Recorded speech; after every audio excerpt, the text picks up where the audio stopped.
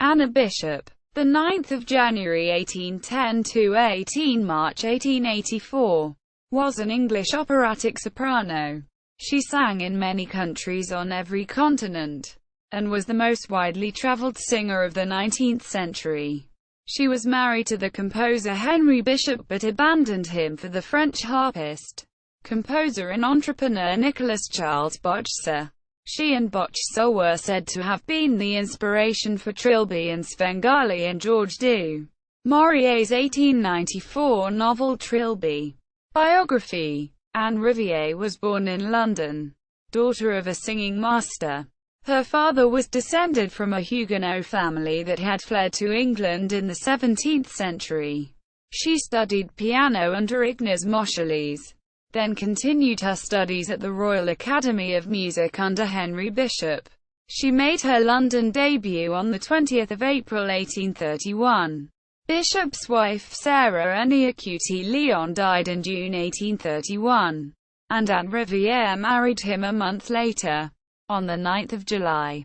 She was 21 and he 44. She was thereafter known professionally as Anna Bishop. They had 3 children: Rose, born 4 February 1833, and twins Augustus and Joanna, born 9 November 1837. Anna Bishop sang at the Royal Philharmonic Society and many other venues. Her voice was a high soprano, said to be of brilliant quality.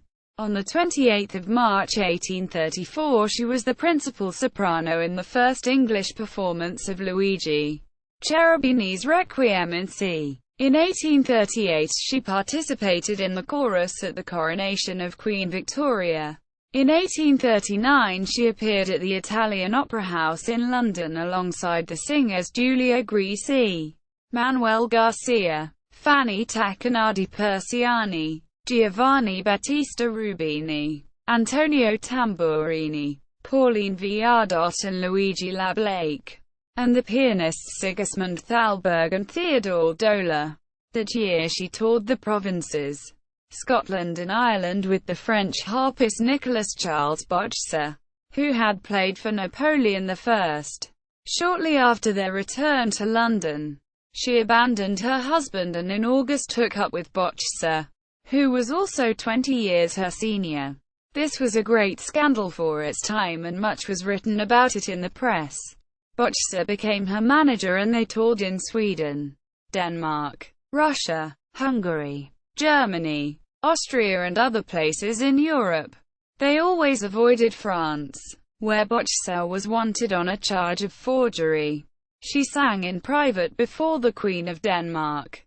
They continued their travels together, venturing overseas to Ireland, Australia, and North and South America. In 1853, theirs was among the first important visits by foreign artists to Ottawa, Canada. Anna Bishop built a reputation as one of the finest operatic sopranos of her day. Her voice was sometimes compared to a flute. She had her greatest successes in operas by Rossini and Donizetti at the Teatro di San Carlo in Naples, where she became prima donna assoluta in 1843. She appeared there 327 times in 24 operas. She created Rosalie in Mercadante's Il Vascello di Gama, at Naples on 6 March 1845. In New York, she competed with the likes of Jenny Lind and Adelina Patti.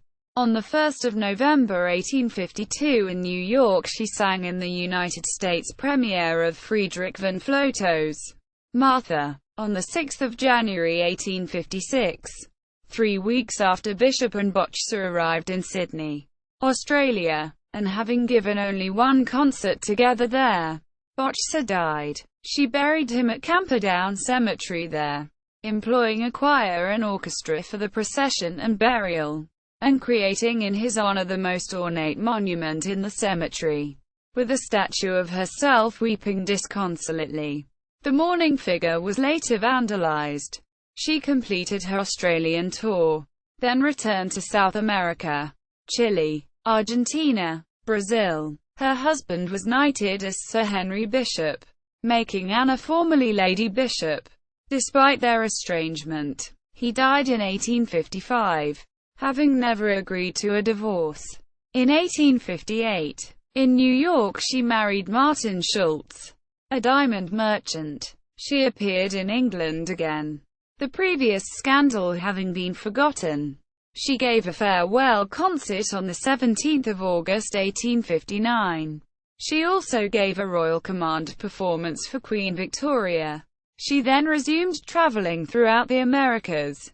On 4 March 1866, en route from San Francisco to China, on the first leg of a world tour, her ship the Libel was wrecked on Wake Island, at that time an uncharted coral atoll, and she and Schultz and the rest of her party were stranded there for 3 weeks. All her costumes, jewelry and music were lost. They finally set out in 2 rowboats for Guam, a 14-day journey. The boat containing Anna Bishop and her husband made it to safety, but the other boat containing the ship's captain and some crew was lost at sea. After a period of recovery, she resumed her world tour, singing in the Philippines, Hong Kong, Singapore, India, Ceylon, New Zealand, and Australia, and London once again, before returning to New York on 14 July 1873. At the personal invitation of Brigham Young, she gave the first concert at the Mormon Tabernacle in Salt Lake City. In 1875 she sang in Australia once more, then in Cape Town and other places in South Africa, on to Madeira and England, and back to New York. By all accounts, she was excellent in her prime but continued to sing well past her prime. Her final concert, at age 73, was a testimonial concert at Steinway Hall in June 1883, where she sang Home, Sweet Home, the song that had brought fame to her first husband, whose name she still bore. Anna Bishop Schultz died in New York in March 1884, aged 74, and was buried beside her son Augustus in St. Paul's Lutheran Cemetery, Svengali in Trilby. It was popularly believed that George du Maurier later used the hypnotic control Nicolas-Charles Bochsa is said to have had over Anna Bishop as the basis for the characters Svengali and Trilby in his 1894 novel Trilby. Additional reading: Richard Davis, Anna Bishop, The Adventures of an Intrepid Prima Donna. Currency Press. Graham Skinner, Dictionary of Sydney. Anna Bishop, Graham Skinner, Dictionary of Sydney. Nicolas Bochsa, Travels of Anna Bishop in Mexico. 1849. Pub. 1852. Squire. William Barclay. 1886. Bishop, Anne. In Stephen, Leslie. Dictionary of National Biography. 5. London. Smith, Elder & Co. Media related to Anna Bishop at Wikimedia Commons. Works by or about Anna Bishop at Internet Archive.